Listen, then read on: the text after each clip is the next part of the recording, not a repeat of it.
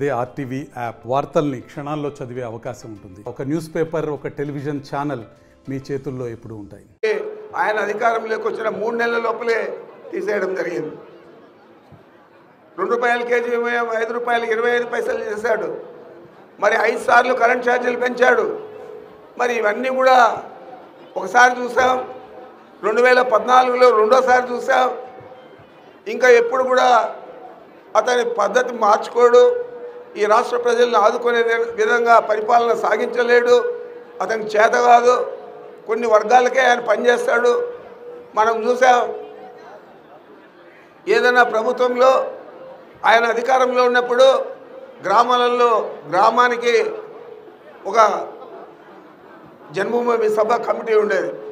ఆ కమిటీ సభ్యులంతా తెలుగుదేశం వారే.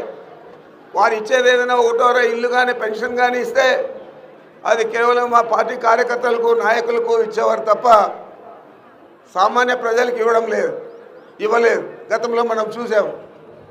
ఈరోజు ఆ విధంగా లేదు. పరిపాలన అంతా మన గ్రామానికే వచ్చింది. సచివాలయ వ్యవస్థ తీసుకొచ్చాం.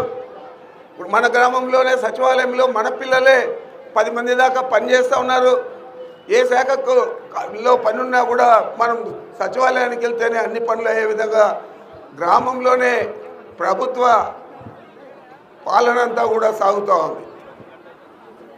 ఈరోజు జన్మభూమి కమిటీలు లేవు. కేవలం పేదరికాన్ని ఒక కొలబద్దగా తీసుకొని పేదలందరికీ అర్హులైన వారికి కులం చూడకుండా, మతం చూడకుండా, మాకు ఓట్లు వేసారా లేదా అని చూడకుండా, మీరు తెలుగుదేశం వారా అని కూడా చూడకుండా అర్హులైన పేదలందరికీ అన్ని సంక్షేమ పథకాలు అందిస్తూ ఉన్నాం. మరి ఈ విధమైన పాలన గతంలో మనం చూసామని అడుగుతా ఉన్నాను. నేను కూడా 1978 నుంచి ప్రత్యక్ష రాజకీయాల్లో ఉన్నాను. అప్పటి నుంచి ఇప్పటిదాకా ఎంతోమంది ముఖ్యమంత్రులను చూశాను. కానీ జగన్మోహన్ రెడ్డి గారు లాంటి పరిపాలన ప్రజలకు అందించిన ముఖ్యమంత్రిని ఈయన తప్ప ఎవరిని చూడలేదు. రాబోయే రోజుల్లో కూడా జగన్మోహన్ రెడ్డి గారు తప్ప ఇలాంటి పరిపాలన ఎవరు కూడా అందించలేరని కూడా మీకు మనవి చేస్తూ ఉన్నాను. అన్ని రకాల అభివృద్ధి కార్యక్రమాలు కానీ సంక్షేమ పథకాలు కానీ పూర్తి స్థాయిలో చేశాం. మీరు తెలుగుదేశం పార్టీ వాళ్ళంతా అంటారు, ఎక్కడ అభివృద్ధి ఎక్కడుంది, రోడ్లు ఏడున్నాయి అని చెప్పి. ఎందుకు ఈరోజు నాడు నేడు కింద మన పాఠశాలలన్నీ ఆధునీకరించాం. 27,000 కోట్లు ఖర్చు చేసాం. ఈరోజు తల్లి తండ్రి బాధ్యత జగన్మోహన్ రెడ్డి గారే తీసుకొని పిల్లలందరికీ కూడా ఇంటర్నేషనల్ స్థాయిలో బైజూస్ కంటెంట్తో ఇంగ్లీష్ మీడియంలో ఈరోజు విద్య నేర్పించే పరిస్థితి ఉంది. వాళ్ళు వేసుకునే బూట్ నుంచి బట్టల దాకా బుక్కుల దాకా అన్నీ కూడా ప్రభుత్వమే ఇచ్చే పరిస్థితి ఉంది.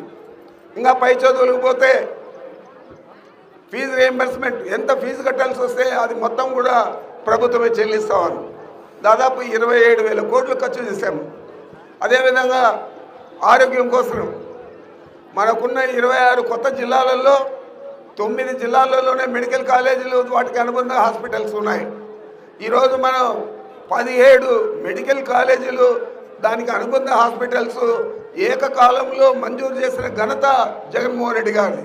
1,000 కోట్లతో కూడుకున్న ఖర్చు అయినా ప్రతి జిల్లాకు ఒక మెడికల్ కాలేజ్ ఉండాలని భావంతో 17 మెడికల్ కాలేజీలు, హాస్పిటల్స్ మంజూరు చేస్తే 53,000 మంది డాక్టర్లను, నర్సులను, పారామెడికల్ స్టాఫ్ను కూడా నియమించడం జరిగింది. మరి ఆరోగ్యశ్రీ కింద గతంలో 500-600 జబ్బులకే ఉచిత వైద్యం ఉంటే ఈరోజు 3,200 పైచీలకు జబ్బులకు ఉచితంగా ఆరోగ్యశ్రీ కింద వైద్యం అందించేదే కాకుండా 1,000 రూపాయల పైన ఖర్చు అయితే 25 లక్షల దాకా ఖర్చు చేసి ఒక వ్యక్తికి ఏదైనా జబ్బు చేస్తే నయమైన తర్వాత ఇంటికి వస్తే కూడా విశ్రాంతి సమయంలో ఉచితంగా మందులు ఇచ్చి ఆర్థికంగా కూడా ఆదుకుంటా ఉంది మన జగన్మోహన్ రెడ్డి గారి ప్రభుత్వం అని మీకు మనవి చేస్తూ ఉన్నాను. మరి ఈ విధంగా అనేక రకాల సేవలు అందిస్తూ ఉన్నాం. అభివృద్ధి ఒకవైపు, సంక్షేమం వైపు రెండు కళ్ళుగా చూసి ఆయన ఈ 5 సంవత్సరాలు కూడా మనకు సుపరిపాలన అందించాడు. అవకాశం ఇస్తే మళ్ళా రెండోసారి ఆయన ముఖ్యమంత్రి అయితే తప్పనిసరిగా అంతకంటే సుపరిపాలన ఇస్తాడు. ఎందుకంటే మనకు 5 సంవత్సరాల్లో 2 సంవత్సరాలు కరోనాతో పోయింది, అయినా కూడా చెప్పినవన్నీ కూడా చేశాడు. ఈ 5 సంవత్సరాలు అధికారం వస్తే తప్పనిసరిగా సుపరిపాలన అందించేదే కాదు, పెండింగ్ ఉన్న అభివృద్ధి పనులు కానీ ఇంకా ఆయన చెప్పబోయే సంక్షేమ పథకాలు కానీ పూర్తి స్థాయిలో అందిస్తాం.